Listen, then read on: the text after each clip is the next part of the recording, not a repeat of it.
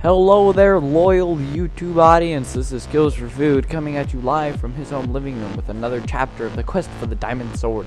But before I get into that, I would like to make an announcement. I have officially made 56 cents off these YouTube videos, and that is thanks to you guys, the subscribers, and the viewers, and anybody who decides to watch this and tell their friends about it, because you are making my life so much easier 1/10 of a cent at a time. So thank you for watching these and suffering through those unbearable ads, and I know they suck, but I mean, it's how I generate revenue.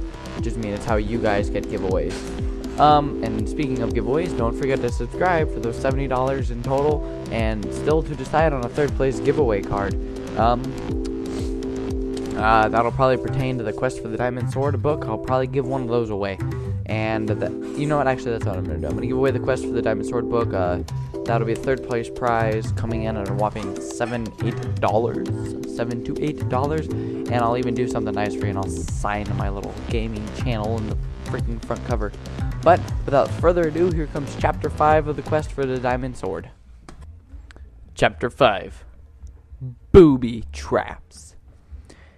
"Watch out!" screamed Lucy. Steve looked down as he almost fell into the temple's chamber. As he looked at the ground, he saw 9 blocks of TNT in colored wool. "That's the pressure plate," Max told Steve. "You've never been in a temple before, have you?" "No," said Steve humbly. "I've never traveled further than the village by my wheat farm until now. Since the zombie attack, I've never been to the Nether." Max interrupted. "You survived the Nether? How impressive," said Lucy respectfully. "I've been everywhere," Henry said quite confidently, "and I'll show you the ropes. First thing, don't step on a pressure plate, or you'll be a goner." "We have to dig around it," Lucy showed Steve, and they all started to dig deep underneath the temple in search of the 4 treasure chests. "I hope these treasure chests have diamonds, and we can use them to build the sword," Steve said. He was excited. "We can't talk about what we'll find. We have to concentrate on getting there. This takes a lot of skill," said Max. "Let's take the wool and the TNT from the booby trap," suggested Lucy. "Good idea," said Henry. "It's valuable, and it's also fun to blow stuff up." "Henry!" Lucy was upset as she continued. "It's not about blowing stuff up. It's about finding the treasure."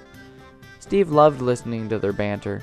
He had spent so much time alone, and now he understood the importance of friends, especially other explorers and adventurers such as himself. These new friends could help Steve. They made sure he didn't walk on the pressure plate, unlike the villagers. Steve was able to help them, but they could never reciprocate because they were defenseless and couldn't battle hostile mobs.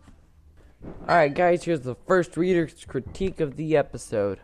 So, Steve has pretty much just told us that he not only does he consider these new people as friends, but he also considers himself an adventurer, even though prior to that sentence, Steve was like, "Yeah, I never really get out of the house. I just went to the Nether for the first time, and I don't really leave my wheat farm or my village or my bathroom. I'm too busy masturbating because I'm a virgin." I mean, come on, Steve, let's get with it. The group mined their way past the pit, descending with a splash. They landed in a chamber. Steve looked up and saw flames burning on the torches lining the walls of the chamber. Sorry, I'm kind of sick. As they made their way through the belly of the temple, they looked carefully for booby traps and moved slowly around this foreign landscape. "We are getting closer to the treasure," exclaimed Mac. "We have to be careful," explained Henry. "If we set off the TNT, not only will we die, we'll blow up the 4 treasure chests and destroy the loot." Steve was impressed with Henry's treasure hunting skills. The group slowly mined their way into the secret chamber and made sure they didn't set off explosions. As they banged their pickaxes against the temple walls, the sandstone bricks crumbled at their feet. They walked into a large tan room filled with bricks of sandstone and 4 holes in a group. Henry approached the first hole, and the group followed closely behind. It was empty. The other 2 holes were also empty. They finally made their way to the final hole, and they found a treasure chest. "Stand back," Henry warned the group. The group stood against the wall. What's wrong, Henry? Asked Max. I don't trust it. Why would somebody leave one treasure chest? That makes no sense, explained Henry. You think it's a booby trap? Asked Lucy. I'm not sure, and I'm not willing to risk it. I think we should leave it, said Henry. Henry's right. Max stood next to his friend as he said, if we open it and it's loaded with TNT, it could explode and we'd be killed. Steve wondered if being killed was all that bad. He'd respawn in his bed and this would all be a distant memory. Then Steve remembered the zombies.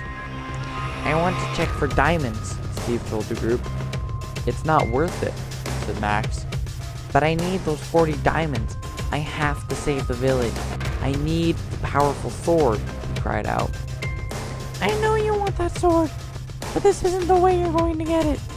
This will only end badly, Lucy comforted him. We've done it before. We know how bad it could get, Henry informed Steve. Also, diamonds are very fine. If we open the chest and it doesn't explode, it's most likely rotten flesh and gold, Lucy said. She wanted Steve to know the reality of treasure hunting. Steve walked over to the treasure chest. Stop! Lucy screamed at him. Griefer could have rigged it to explode! Max looked at his compass. Everyone keep track of where we are at the moment in case we get killed. We need to know where to find each other. I have my coordinates, Lucy told the group. Dude, you think I'm stupid enough to open it? I'm not like you guys. I don't like to get killed. Steve defended himself. Why don't you open the treasure chest? We don't take stupid risks. Nobody would leave one treasure chest unless a griefer with mod was creating glitches and trying to hurt someone, said Henry. Steve wondered how Henry knew so much about griefers. Let's get out of here. I think there's another temple nearby that might have treasure, Henry told the group. Let's follow this map. Take out your compass, Lucy said. Before they could make their escape, the ground broke beneath them and they were falling, uncertain of where they might land. Alright, reader's critique again, and this is kind of just like a critique of the overall chapter now. If we haven't really noticed, the characters are very inconsistent. Henry goes from like this sadistic griefer to like this knowledge treasure hunter, and Steve seems to be pretty, fascinated by this, even though, all these treasure hunters know his basic knowledge, so step on a pressure plate, and blah, blah, blah, blah, blah.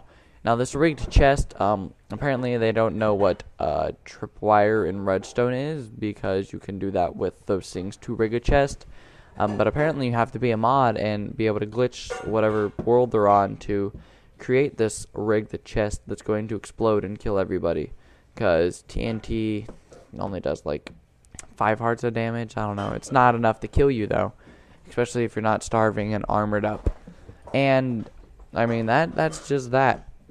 Steve got really defensive there, and apparently these treasure hunters like dying, even though I don't recall that ever being, generally, inferred at all. I don't really assume that people like dying, and if I recall correctly, Steve was like, maybe if I just die, I'll wake up in my bed and I'll be safe. Oh wait, they're zombies.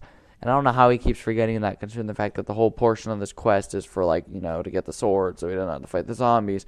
But who even cares anymore, right?